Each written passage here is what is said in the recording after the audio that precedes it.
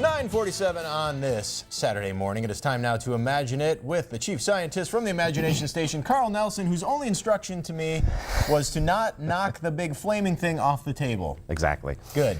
Got it. It is National Chemistry Week next week. Oh, cool. And at the Science Center, we're doing all sorts of stuff related to chemistry. And the theme this year is energy. Oh, sure. Okay? And so, here, let me give you this. Just hold this for a second. Okay, is this potential energy? Well, you know, we have heat energy here coming out of the flame. Okay. And chemists talk about this thing called heat capacity. It's sort of the ratio between how much heat energy you put in and then what the temperature change of the substance is. Okay. So we have air inside this balloon, and if we were to try to put it in the flame and heat the air up, the balloon would pop. Kablamo. And even blow out our flame. Whoops.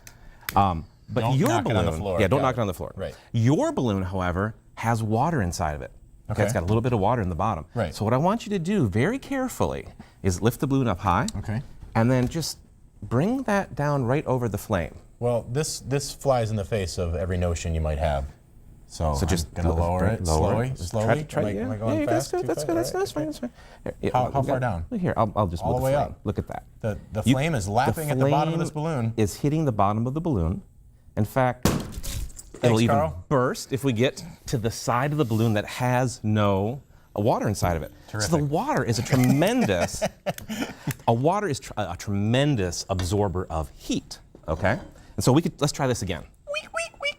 All right. Okay, so we got some water in a paper cup. All right, now we could take this paper cup and actually stick it right here, put the flame below it, and we could even crank it up the flame if we want, get it really hot. Sure.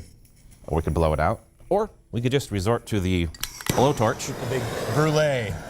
And we can actually hit this cup of water with flame directly, and the cup's not going to catch on fire. The water inside is such a great absorber of heat. In fact, we can even hit the sides of the cup. Now it chars a little bit because there's a little wax on the outside of the cup. In fact, if we wanted to, we could even ignite the top of the cup a little bit where there's no water. A flaming cup of water. But watch though, as the top burns down, the flames are going to go away. Here we go. And we can continue to hit this with the flame. Again, the water is absorbing all that heat energy. You're just trying to get me wet again. No. In fact, you know what? Go ahead and stick your finger in the water. It's like a dunk tank.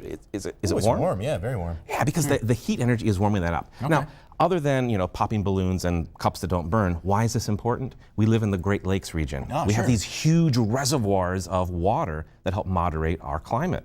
Right north of Michigan, you got all those microclimates up there for growing grapes and things like that. The lake effect. Lake effect snows, you get the cool breeze coming off the snow, all because of the tremendous heat capacity of water. Excellent. So probably should point out, don't try this at home. Right, do not try this at home. All right, You can see what happens. Thanks very much, Carl. And I'm sure that Ross Ellett and all of our meteorologists can tell you more about the lake effect, but you can go down to the Imagination Station and try it out for yourself. Thanks again. We're going to turn it over now to Dave with sports.